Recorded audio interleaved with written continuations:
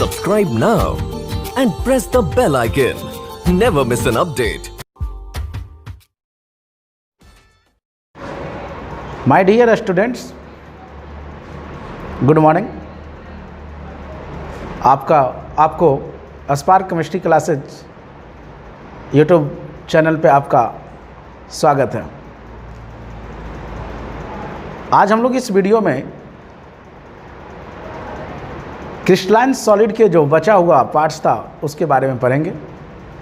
शुरू करने से पहले हमारे YouTube channel spark Chemistry classes को लाइक, शेयर और सब्सक्राइब करना ना भूलें। तो आज हम लोग क्रिस्टलाइन सॉलिड के बचे हुए टाइप्स के बारे में पढ़ेंगे। मेरे बच्चों, कल हम लोग शुरुआत किया था types of crystalline solid.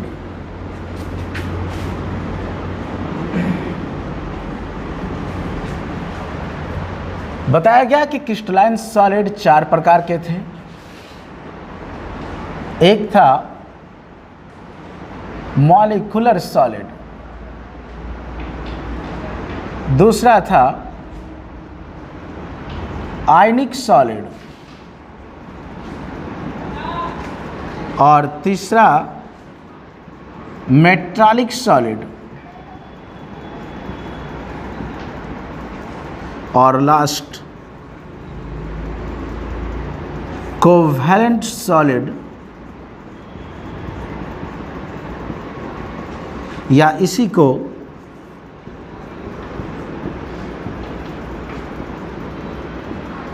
Network solid बोला जाता है। तो ये 4 प्रकार के क्रिस्टलाइन सॉलिड थे, जिसमें मॉलिक्यूलर सॉलिड और आयनिक सॉलिड कल कंप्लीट हो चुका था और आज हम लोग मेटालिक सॉलिड के बारे में पढ़ेंगे। तो अब हम लोग मेटालिक सॉलिड को समझते हैं। मेटालिक सॉलिड, इसका हिंदी होता है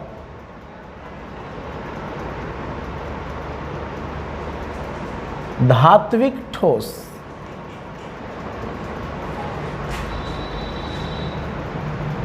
देखिए, धात्विक ठोस नाम से पता चल रहा है धातु के बारे में बताया जा रहा, मेटल के बारे में बताया जा रहा।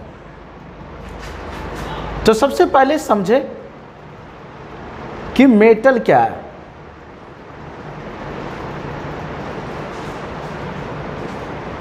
तो मेटल के बारे में आप लोग को बताया गया था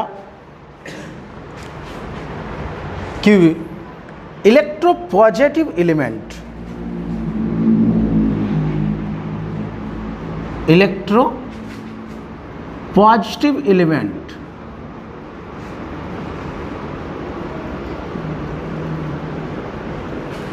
इज कॉल्ड मेटल। इसका कहने का मतलब है कि धातु इसके आउटर इलेक्ट्रॉन में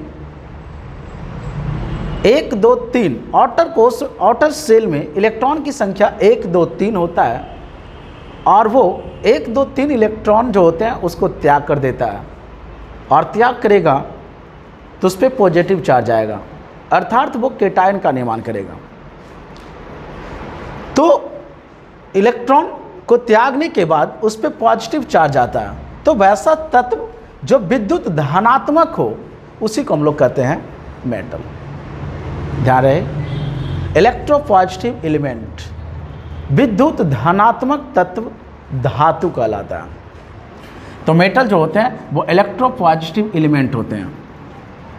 तो मेटालिक सॉलिड या किसी भी प्रकार का सॉलिड हो, कल बताया गया था कि किसी भी प्रकार की सॉलिड को डिफिनेशन देने के लिए हम लोगों को 2 चीज़ों की आवश्यकता होती है। सबसे पहला होता है कंस्टिट्यूएंट पार्टिकल्स और दूसरा होता है फोर्स ऑफ अट्रैक्शन। तो अगर मेटालिक सॉलिड की बात करें तो इनके जो कंस्टिट्यूएंट पार्टिकल्स जो है, इनके जो अवयवी कण है, इनके कंस्टिट्यूएंट पार्टिकल्स जो हो गया वो मेटल का पॉजिटिव चार्ज है। इसके जो कंस्टिट्यूएंट पार्टिकल्स है वो मेटल का पॉजिटिव चार्ज होगा। देखें, जैसे अगर इस मेटल की बात कर रहे हैं तो कोई भी मेटल है, इस मेटल के आउटर इलेक्ट्रॉन की संख्या जो होती है वो 1 2 3 होता है और वो इलेक्ट्रॉन को त्याग कर देगा। और जब वो इलेक्ट्रॉन का त्याग करेगा तो वहाँ पर आ जाएगा पॉजिटिव चार्ज। ये आ गया यूनिट पॉजिटिव चार्ज।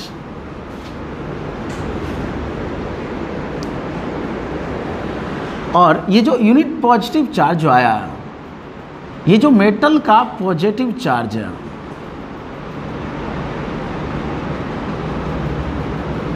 इस मेटल के पॉजिटिव चार्ज को हम लोग कैटायन कहते हैं या इसी को हम लोग कर्नल कहेंगे।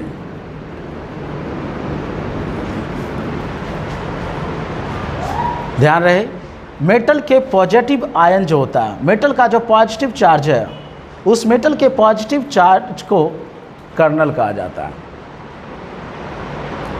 आपसे पूछे जाएंगे कि कर्नल क्या है। मेटल का जो पॉजिटिव आयन है चार्ज, इसको हम लोग पॉजिटिव आयन भी कह सकते हैं। तो ये जो मेटल का पॉजिटिव आयन है वही कहलाता है कर्नल। तो आपसे पूछे जा सकते हैं व्हाट इज कर्नल, तो बताना है metal positive ion is called kernel. तो मेटल के पॉजिटिव आयन को ही हम लोग कर्नल कहते हैं। किसी भी धातु का बाह्यतम कोष को छोड़कर, जो बाह्यतम कोष में जो इलेक्ट्रॉन है उस बाह्यतम कोष को छोड़कर बाकी सभी कोष नाभिक सहित जो संलग्न जो पॉजिटिव चार्ज होता है उसी को हम लोग कहते हैं कर्नल। अगर इसका परिभाषा लिखना है तो लिख सकते हैं कि बाह्यतम कोष को छोड़कर अंदर के समस्त कोष नाभिक सहित कर्नल कहलाता है। तो हम लोग मेटालिक सॉलिड की बात कर रहे थे। मेटालिक सॉलिड में बताया गया कि इलेक्ट्रोपॉजिटिव एलिमेंट ही मेटल कहलाता है। मेटल, उसके आउटर इलेक्ट्रॉन 1 2 3 होता है, उस आउटर इलेक्ट्रॉन को त्याग करेगा तो त्याग करने के बाद जो यूनिट पॉजिटिव चार्ज आता है, मेटल का जो पॉजिटिव आयन बनता है उस मेटल के पॉजिटिव आयन को ही हम लोग कर्नल कहते हैं। तो इनके जो कंस्टिट्यूएंट पार्टिकल्स जो है, इनके जो अवयवी कण है, यही कर्नल अर्थात मेटल का पॉजिटिव आयन है। तो इनके कंस्टिट्यूएंट पार्टिकल्स जो हो गया वो मेटल का पॉजिटिव आयन है। और इनके जो फोर्स ऑफ अट्रैक्शन है, इनके जो फोर्स ऑफ अट्रैक्शन है, वो फोर्स ऑफ अट्रैक्शन जो होता है वो मेटालिक बॉन्ड होता है। इनके जो फोर्स ऑफ अट्रैक्शन है वो मेटालिक बॉन्ड होता है। अब मेटालिक बॉन्ड है क्या चीज़, क्या है मेटालिक बॉन्ड, उसके बारे में बात करें।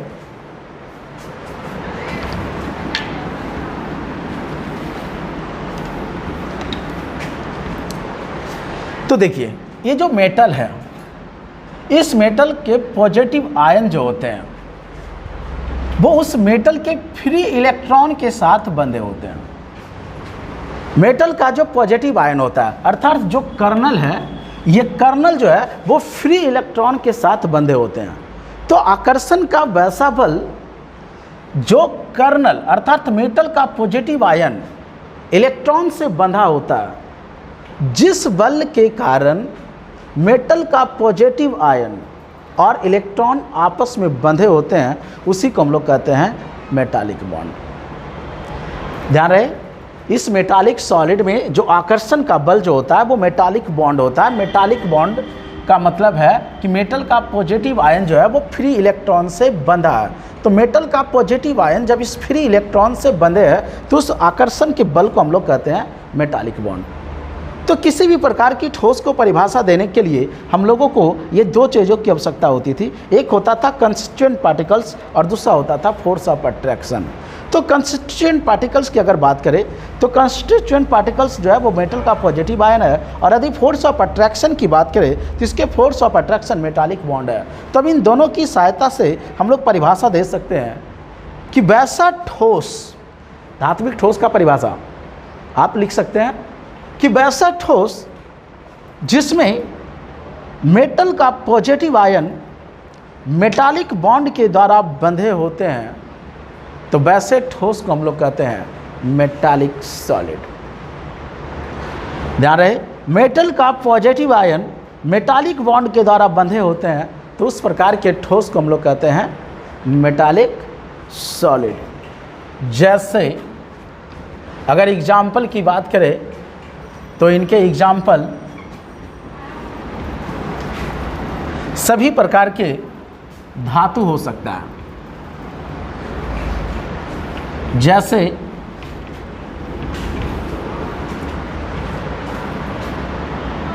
Sodium, calcium, magnesium, zinc, silver, gold, copper, ये सब एग्जाम्पल है मेटालिक सॉलिड का। मतलब धातु, मेटालिक सॉलिड का मतलब है धातु। तो वैसा ठोस जिसके अवयवी कण मेटल का पॉजिटिव आयन होता है और मेटल का पॉजिटिव आयन मेटालिक बॉन्ड से बंधे होते हैं, तो उस प्रकार के ठोस को हम लोग कहते हैं धात्विक ठोस। इस धात्विक ठोस में मुक्त इलेक्ट्रॉन पाया जाता है, फ्री इलेक्ट्रॉन पाए जाते हैं, और इसी फ्री इलेक्ट्रॉन के कारण जितने भी धात्विक ठोस होते हैं वो विद्युत का सुचालक होता है।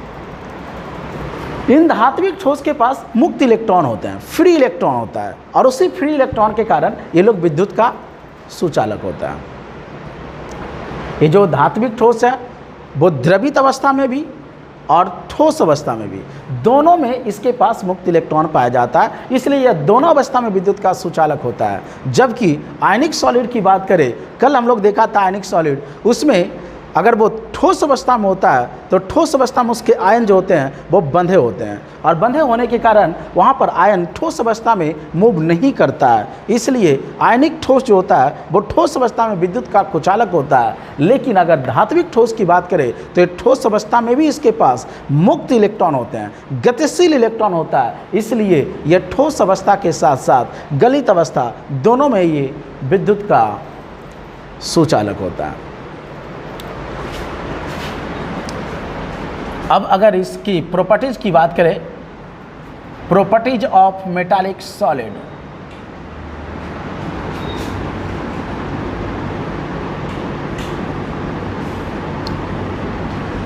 मेटालिक सॉलिड की प्रॉपर्टीज की बात करें तो मेटालिक सॉलिड का प्रॉपर्टीज उनके नाम में ही लिखा हुआ है। ये मेटल्स, इनके नाम में ही उनका प्रॉपर्टी छिपा हुआ है। एम, मेटल का पहला अक्षर एम है, और एम से होता है मैलेबल। एम से होता है मैलेबल, जिसका मतलब होता है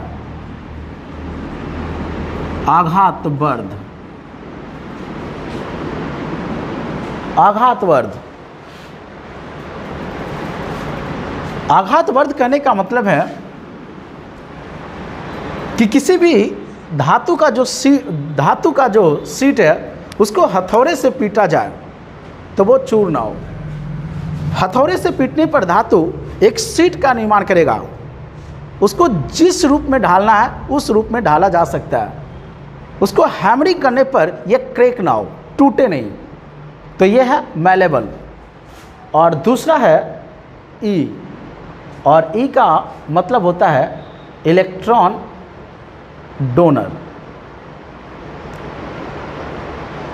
ई का मतलब है इलेक्ट्रॉन डोनर, मतलब जितने भी धातु होते हैं वो इलेक्ट्रॉन का त्याग करता है। इलेक्ट्रॉन का त्याग करेगा तो वो आयन बनाएगा, आवेश बनाएगा, और आवेश बनाएगा तो आवेश का प्रवाह करेगा, तो वहाँ पर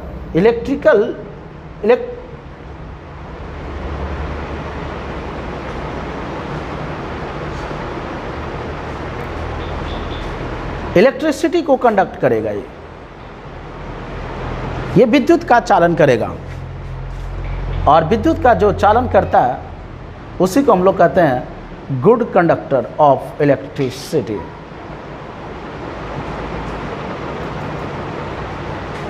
अर्थात जितने भी मेटालिक सॉलिड होते हैं वो विद्युत का सुचालक होता है। अगला है टी। टी का मतलब होता है टेंसाइल, दैट मीन्स तन्य। मेटालिक सॉलिड तन्य होता है, उसको वायर के रूप में डाला जा सकता है। ए का मतलब होता है एलॉय फॉर्मेशन। एलॉय का मतलब होता है मिश्र धातु और फॉर्मेशन मतलब निर्माण करना। ये मिश्र धातु का निर्माण कर सकता है। और एल का मतलब होता है लस्चर। लस्चर का मतलब होता है एक विशेष चमक, जिसको धातुई चमक कहते हैं। और एस का मतलब है सॉलिड, दैट मीन्स सभी जो मेटल्स होते हैं वो सॉलिड होते हैं, लेकिन इसका भी अपवाद है, और वो अपवाद है मरकरी। ये मरकरी जो होता है वो लिक्विड स्टेट में पाया जाता है। तो ये था मेटालिक सॉलिड। अब इसके बाद अगला सॉलिड हम लोग देखेंगे, वो है कोवैलेंट सॉलिड, या उसको हम लोग नेटवर्क सॉलिड कहते हैं।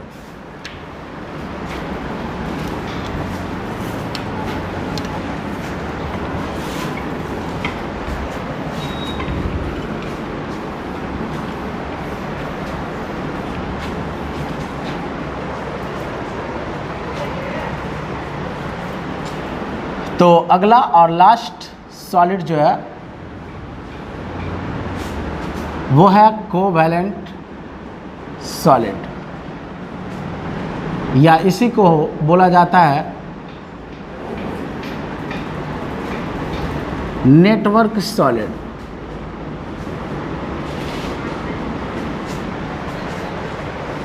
तो फिर इसी प्रकार से यहाँ भी कि किसी भी ठोस को डिफिनेशन देने के लिए दो चीज़ की जरूरत पड़ेगा। सबसे पहला कंस्टिट्यूएंट पार्टिकल्स और दूसरा फोर्स ऑफ अट्रैक्शन। तो यहाँ पर भी सबसे पहले कंस्टिट्यूएंट पार्टिकल्स की बात करें तो देखिए कोवैलेंट सॉलिड। कोवैलेंट नाम से स्पष्ट हो रहा है सहसंयोजक ठोस, और सहसंयोजक ठोस में सहसंयोजक बंधन होता है। इसका मतलब है कि इनके फोर्स ऑफ अट्रैक्शन पता चल चुका है। इनके जो फोर्स ऑफ अट्रैक्शन है वो फोर्स ऑफ अट्रैक्शन है कोवैलेंट बॉन्ड। कोवैलेंट सॉलिड का जो आकर्षण बल है वो है कोवैलेंट बॉन्ड सॉरी। और इनके जो अवयवी कण होगा, तो आपको मालूम होगा कि कोवैलेंट अगर बॉन्ड की बात करें तो वो इलेक्ट्रॉन के साझा के द्वारा बनता है, और इलेक्ट्रॉन के साझा के द्वारा जो बंधन बनता है उसको कोवैलेंट बॉन्ड कहते हैं। और कोवैलेंट बॉन्ड में हमेशा परमाणु भाग लेता है, और वो भी जनरली आधातु।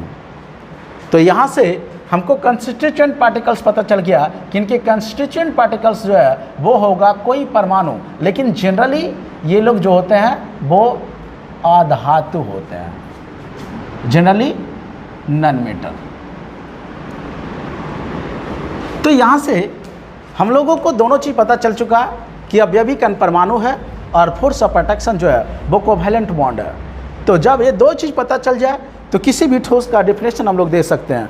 तो यहाँ से अगर कोवैलेंट सॉलिड का डिफिनेशन देना हो तो डिफिनेशन दे सकते हैं कि वैसा ठोस जिसके अवयवी कण परमाणु आपस में कोवैलेंट बॉन्ड के द्वारा बंधे होते हैं, तो इस प्रकार के ठोस को हम लोग कहते हैं कोवैलेंट सॉलिड। वैसा ठोस, ध्यान रहे, वैसा ठोस जिसके अवयवी कण परमाणु आपस में कोवैलेंट बॉन्ड के द्वारा बंधे होते हैं, तो उस प्रकार के ठोस को हम लोग कहते हैं कोवैलेंट सॉलिड। तो किसी भी प्रकार का ठोस को डिफिनेशन देने के लिए यही इसी चीज़ की जरूरत होती है। तो हमेशा ध्यान रखें कि किसी भी प्रकार का ठोस हो तो अवयवी कण और उनके आकर्षण बल को ज्ञात करें।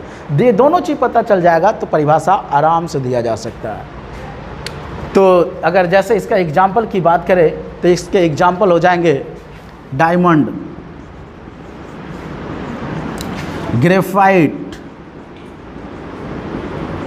क्वार्ट्ज, सिलिकॉन कार्बाइड,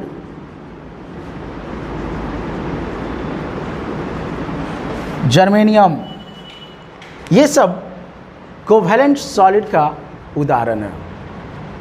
और यहाँ पर ये जो परमाणु होते हैं वो कोवेलेंट बॉन्ड के द्वारा जुड़ कर एक विशाल अणु का निर्माण करता है, इसलिए इसको नेटवर्क सॉलिड भी कहा जाता है। ये सब जो परमाणु हैं, ये परमाणु चाहे वो डायमंड हो या ग्रेफाइट हो, बहुत सारे परमाणु आपस में कोवेलेंट बॉन्ड बनाते बनाते एक विशाल अणु का निर्माण करता है, एक विशाल अणु का निर्माण करता है, इसलिए इसको हम लोग नेटवर्क सॉलिड कहते हैं। नेटवर्क का मतलब समझ में आ रहा है, बहुत सारे परमाणु एक दूसरे से जुड़ते जा रहा है, तो बहुत सारे परमाणु एक दूसरे से जुड़ता है, यही कारण है कि इसको हम लोग नेटवर्क सॉलिड कहते हैं। और ये कोवेलेंट जो बॉन्ड होता है, ध्यान रहे, ये जो कोवेलेंट सॉलिड या नेटवर्क सॉलिड होता है, इसमें जो फोर्स ऑफ अट्रैक्शन जो होता है वो कोवेलेंट बॉन्ड है। और आप लोग को 11th में पढ़ाया गया था कि कोवेलेंट बॉन्ड जो होता है वो दिशात्मक प्रवृत्ति का होता है, और दिशात्मक प्रवृत्ति होने के कारण,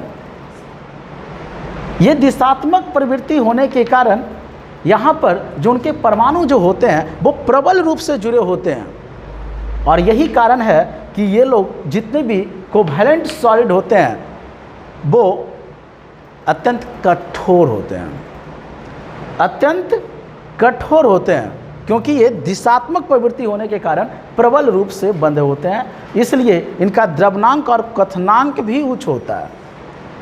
लेकिन यहाँ पर एक अपवाद है ग्रेफाइट का, ये मुलायम होता है। ये लोग जो होते हैं वो विद्युत का जनरली कुचालक होता है। कोवेलेंट सॉलिड जो होता है वो जनरली विद्युत का कुचालक होता है, लेकिन इसका एक अंतर, एक अपवाद ग्रेफाइट है जो कि विद्युत का सुचालक है। तो यहाँ पर देखें हम लोग कि ग्रेफाइट जो है वो विद्युत का सुचालक है, ऐसा क्यों? तो सबसे पहले हम लोग स्ट्रक्चर ऑफ ग्रेफाइट देखते हैं। स्ट्रक्चर ऑफ ग्रेफाइट, तो ग्रेफाइट का स्ट्रक्चर इस प्रकार से हेक्सागोनल,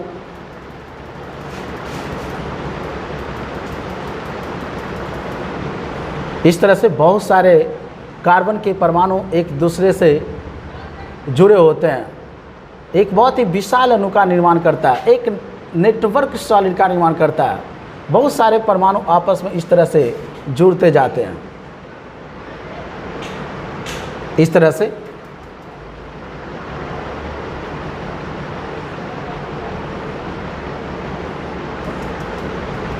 इस प्रकार से ये ग्रेफाइट का स्ट्रक्चर है। अगर इस ग्रेफाइट के स्ट्रक्चर की बात करें तो कहीं पे देखें किस ग्रेफाइट में ये जितने भी कॉर्नर है सब कार्बन है, तो प्रत्येक कार्बन देखें कि 1, 2 और 3, ये तीन कार्बन से बंधे हैं। ध्यान रहे कि प्रत्येक कार्बन जो होता है वो 3 अन्य कार्बन से बंधा है। इसका मतलब है कि यहाँ पर ये प्रत्येक कार्बन 3 सिग्मा बॉन्ड से घिरा है, अर्थात इसमें कार्बन का प्रसंकरण जो होता है वो sp2 होता है। ध्यान रहे, ग्रेफाइट में प्रत्येक कार्बन का प्रसंकरण sp2 होता है, और sp2 प्रसंकरण होने के कारण, अर्थात प्रत्येक कार्बन 3 अन्य कार्बन से जुड़े होने के कारण कार्बन का 1 इलेक्ट्रॉन मुक्त बच जाता है। कार्बन के आउटर इलेक्ट्रॉन 4 होते हैं, यहाँ 3 बंधन से बंधा हुआ है, तो 1 इलेक्ट्रॉन जो है उसके पास मुक्त बच जाता है, और ये जो फ्री इलेक्ट्रॉन बचता है, इनके पास जो एक जो मुक्त इलेक्ट्रॉन है, इसी मुक्त इलेक्ट्रॉन के कारण ये विद्युत का चालन करता है, कंडक्ट इलेक्ट्रिसिटी। इसी मुक्त इलेक्ट्रॉन के कारण ये विद्युत का चालन करता है, that means it is good conductor of electricity. तो आपसे पूछे जा सकते हैं कि ग्रेफाइट विद्युत का सुचालक है, क्यों? तो बताना है कि ग्रेफाइट में प्रत्येक कार्बन परमाणु जो होते हैं वो 3 अन्य कार्बन परमाणु से जुड़ा होता है, जिनके कारण उसके पास एक मुक्त इलेक्ट्रॉन बच जाता है, एक फ्री, एक स्वतंत्र, एक गतिशील इलेक्ट्रॉन बच जाता है, और उसी मुक्त इलेक्ट्रॉन के कारण ये विद्युत का चालन करता है। जबकि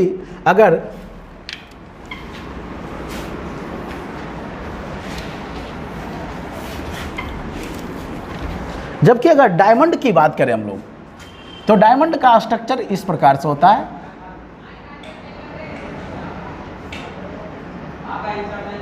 इसमें जो है कि प्रत्येक कार्बन जो है वो 4 अन्य कार्बन से जुड़ा है, इस तरह से।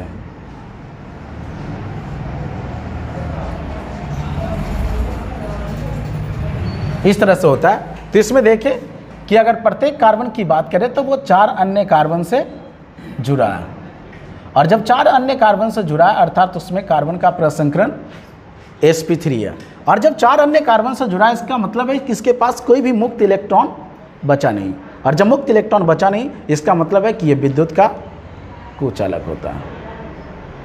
तो ये था नेटवर्क सॉलिड, या इस जिसको हम लोग कोवैलेंट सॉलिड कहते हैं।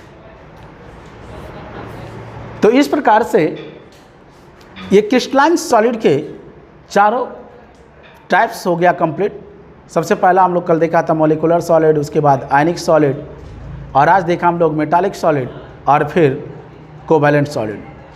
अब इस चारों टाइप्स के जो सॉलिड हम लोगों ने पढ़ा, अब उस पर आधारित कुछ क्वेश्चन करते हैं।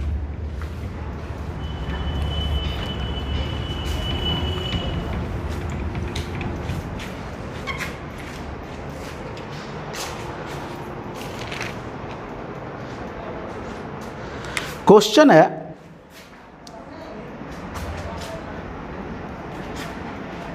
इन ठोस को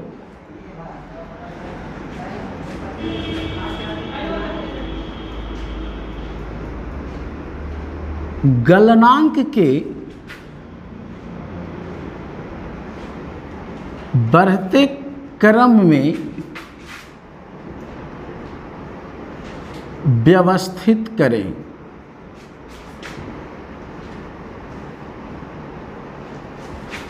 इन ठोस को गलनांक के बढ़ते क्रम में व्यवस्थित करें, और यह है क्वेश्चन। सोडियम फ्लोराइड है, HF है, हाइड्रोफ्लोरिक अम्ल है,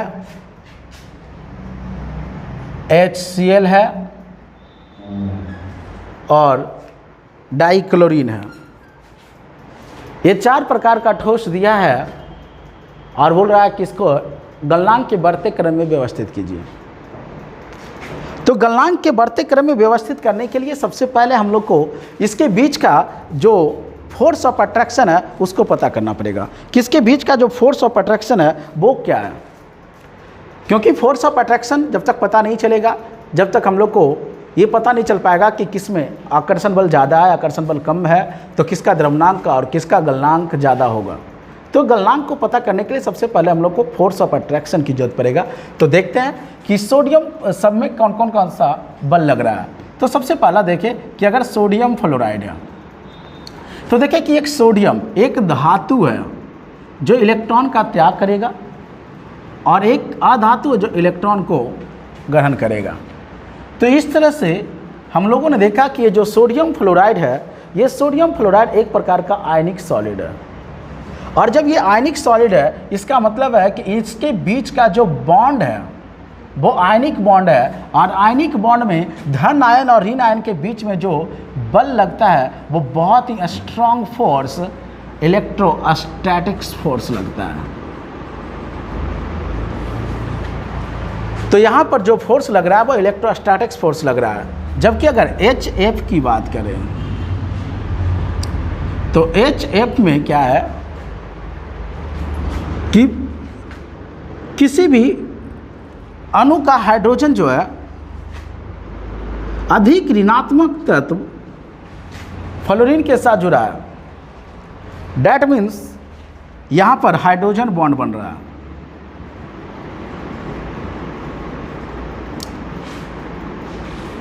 और हाइड्रोजन बॉन्ड एक दुर्बल आकर्षण बल है। कल के वीडियो में बताया गया था कि बिग फोर्स ऑफ अट्रैक्शन 3 प्रकार का होता है, एक पोलर के बीच में, एक नॉन पोलर के बीच में, और एक कि किसी अणु का हाइड्रोजन अधिक ऋणात्मक तत्व फ्लोरीन ऑक्सीजन या नाइट्रोजन के साथ जुड़ता था तो हाइड्रोजन बॉन्ड बन रहा था। तो यहाँ पर हाइड्रोजन बॉन्ड बन रहा है। और अगर HCl की बात करें तो HCl में देखें कि यहाँ पर यह अधिक ऋणात्मक तत्व आंशिक रूप से माइनस, इधर आंशिक रूप से प्लस, लेकिन ये क्लोरीन जो है वो हाइड्रोजन बॉन्ड का निर्माण नहीं करेगा, लेकिन ये पोलर है, तो ये भी पोलर और ये भी पोलर, तो 2 पोलर अणुओं के बीच में जो बल लगता था वो डाइपोल इंटरेक्शन कहलाता है। इसके बारे में कल के वीडियो में बताया गया था। फोर्स 3 प्रकार का, डायपोल, डायपोल इंटरएक्शन,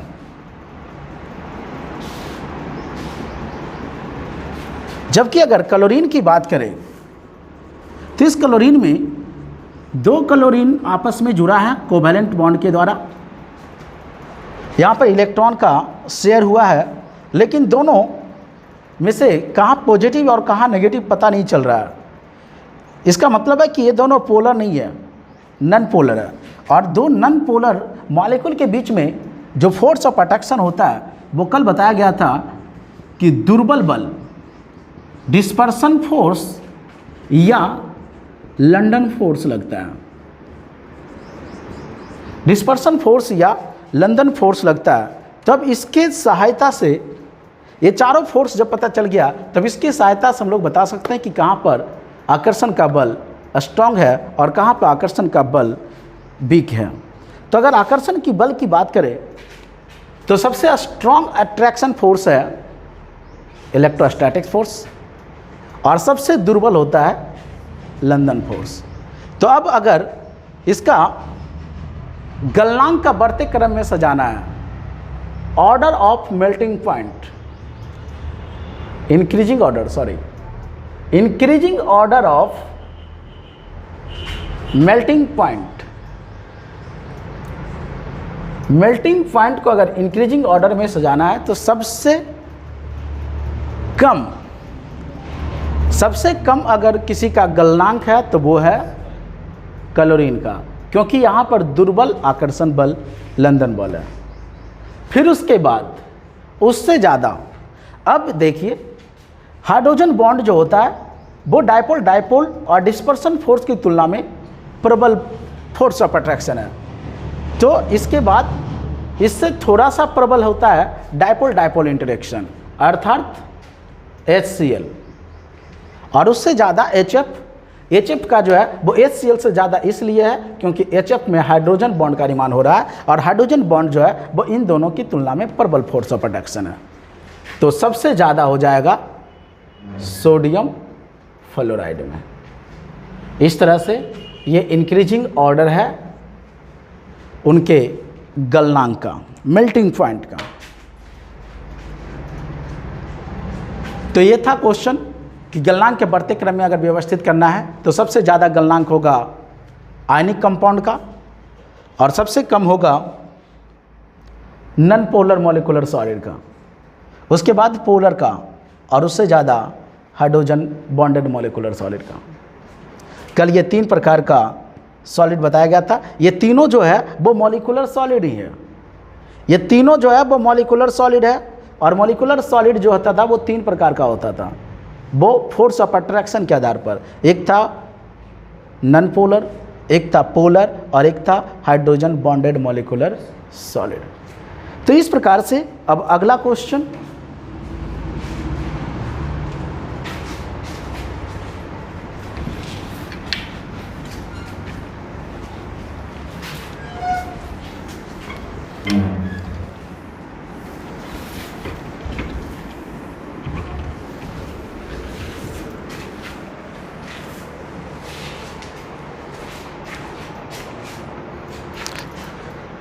अगला है बहुत इंपॉर्टेंट क्वेश्चन आता है इस तरह का,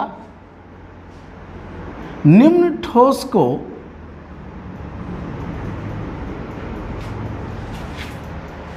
क्रिस्टलीय तथा अक्रिस्टलीय में वर्गीकृत करें।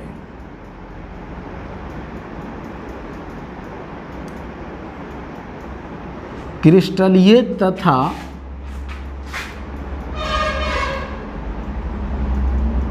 अक्रिस्टलीय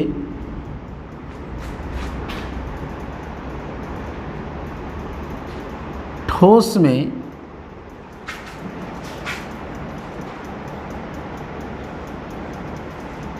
वर्गीकृत करें।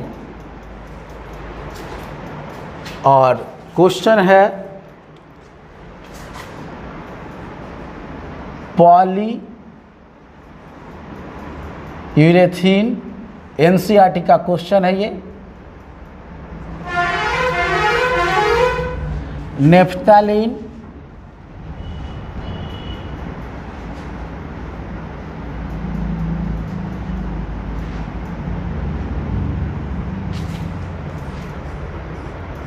बेंजोइक एसिड,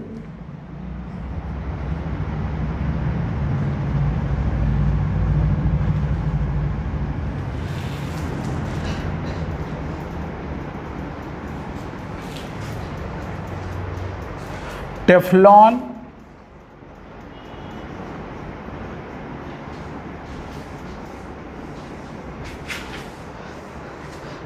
अगला है पोटेशियम नाइट्रेट,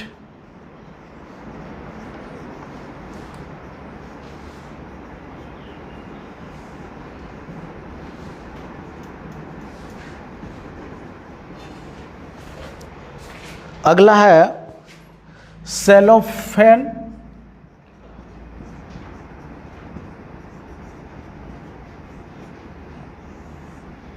अगला है पॉलीविनाइल क्लोराइड, अगला है रेसा,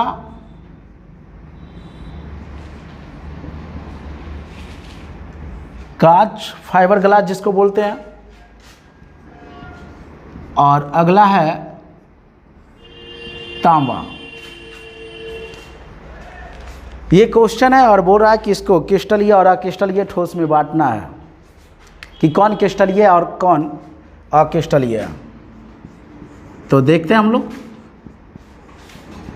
कि क्रिस्टलीय ठोस कौन कौन है और अक्रिस्टलीय ठोस कौन कौन है।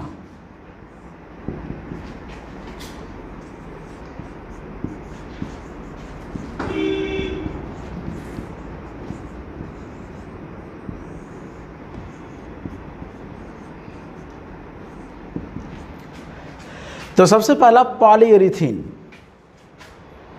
पॉलीयूरेथीन ये एक प्रकार का पॉलीमर है, बहुलक। कल बताया गया था कि जितने भी बहुलक होते हैं सभी अक्रिस्टलीय ठोस होते हैं।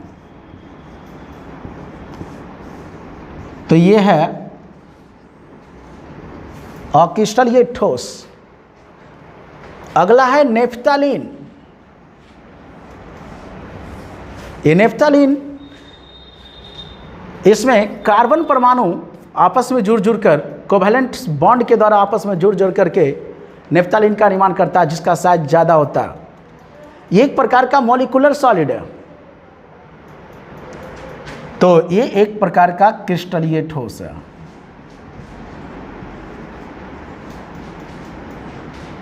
नेफ्थलीन ये क्रिस्टलीय ठोस है। बेंजोइक एसिड कार्बनिक कंपाउंड। ये बेंजोइक एसिड, इसमें भी कार्बन परमाणु आपस में जुड़ता है। तो ये भी एक प्रकार का क्रिस्टलीय ठोस है।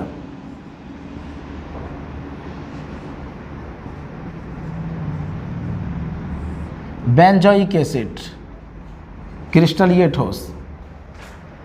टेफ्लॉन एक प्रकार का पॉलीमर है। तो ये भी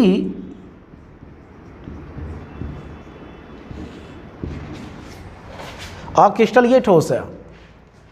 अगला है पोटेशियम नाइट्रेट। पोटेशियम एक प्रकार का धातु है, अर्थात धन आयन और नाइट्रेट एक प्रकार का ऋण आयन है।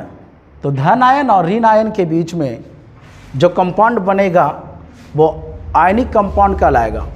और आयनिक कंपाउंड जो होते हैं वो एक प्रकार का क्रिस्टलीय ठोस है।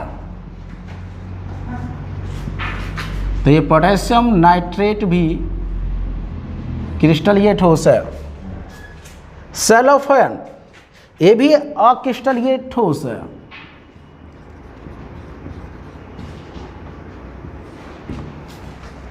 पॉलीविनाइल क्लोराइड ये भी अक्रिस्टलीय ठोस है, पॉलीमर है सब।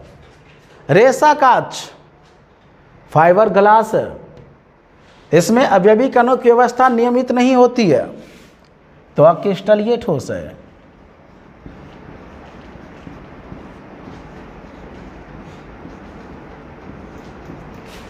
ध्यान रहे, क्वार्टज जो होता है वो क्रिस्टलीय ठोस है, और क्रिस्टलीय ठोस को अगर गर्म कर दें और गर्म करने के बाद बहुत तीव्र गति से उसको ठंडा कर देते हैं तो वो अक्रिस्टलीय ठोस में बदल जाता है। तो क्वार्टज एक क्रिस्टलीय ठोस है, लेकिन जब उसको गर्म करके बहुत तीव्र गति से ठंडा कर देंगे तो वो क्वार्टज ग्लास में बदल जाता है, और वो भी एक प्रकार का अक्रिस्टलीय ठोस हो जाएगा, क्योंकि उसमें अवयवी कणों की जो व्यवस्था है वो अनियमित हो जाएगी। तो किसी भी प्रकार का ग्लास हो, चाहे वो सिर्फ कांच होता, या वो फाइबर ग्लास है, या वो क्वार्टज ग्लास है, तो वो सब अक्रिस्टलीय ठोस होता। और तांबा एक प्रकार का धातु है, और धातु दैट मीन्स धात्विक ठोस एक प्रकार का क्रिस्टलीय ठोस है। तो ये तांबा क्रिस्टलीय ठोस है। तो इस प्रकार से ये चुनना था कि कौन क्रिस्टलीय ठोस है और कौन अक्रिस्टलीय ठोस है। एनसीईआरटी का क्वेश्चन है। तो अब अगला क्वेश्चन हम लोग करते हैं।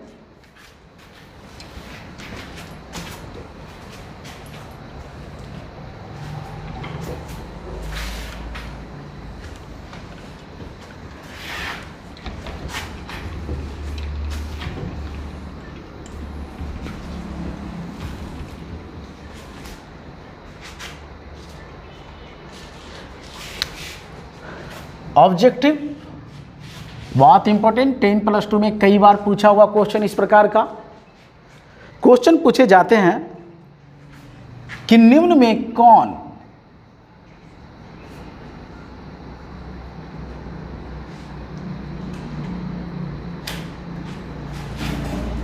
क्रिस्टलीय ठोस है।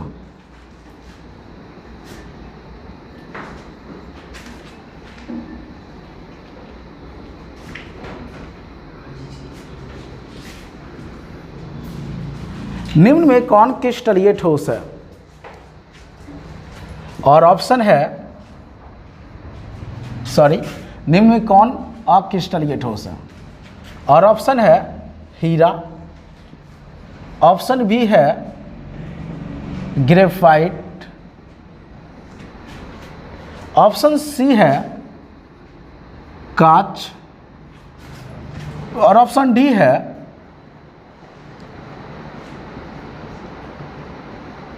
साधारण नमक। इस टाइप का क्वेश्चन पूछा जाता है। तो अक्रिस्टलीय ठोस, हीरा एक प्रकार का क्रिस्टलीय है, ग्रेफाइट भी क्रिस्टलीय है, कांच जो होता है वो अक्रिस्टलीय ठोस है, जबकि साधारण नमक भी क्रिस्टलीय ठोस है।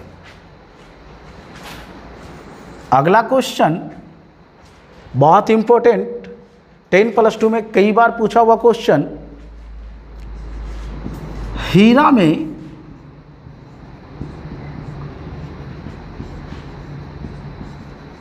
प्रत्येक कार्बन का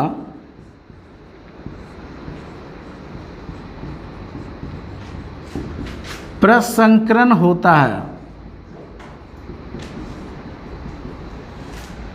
और ऑप्शन होगा Sp, option B Sp2, option C Sp3 और ऑप्शन डी सभी।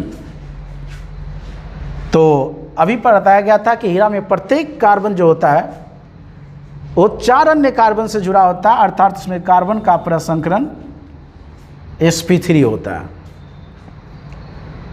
अगर यही क्वेश्चन हीरा में ना कहकर अगर ग्रेफाइट में कह दे कि ग्रेफाइट में प्रत्येक कार्बन का प्रसंकरण क्या होगा, तो ग्रेफाइट के बारे में भी अभी संरचना बताया गया था कि उसमें प्रत्येक कार्बन परमाणु जो होता है वो 3 अन्य कार्बन परमाणु से जुड़े होते हैं, अर्थात उसमें कार्बन का प्रसंकरण Sp2 होता है। तो ये था क्रिस्टलीय और अक्रिस्टलीय से संबंधित क्वेश्चन। क्या होता है क्रिस्टलीय ठोस और क्या होता है अक्रिस्टलीय ठोस। अब इसके आगे हम लोग अगले क्लास में यूनिट सेल के बारे में पढ़ेंगे, इकाई सेल। तो आज के लिए इतना ही। फिर बच्चों हम लोग अगले वीडियो में इसके आगे पढ़ेंगे।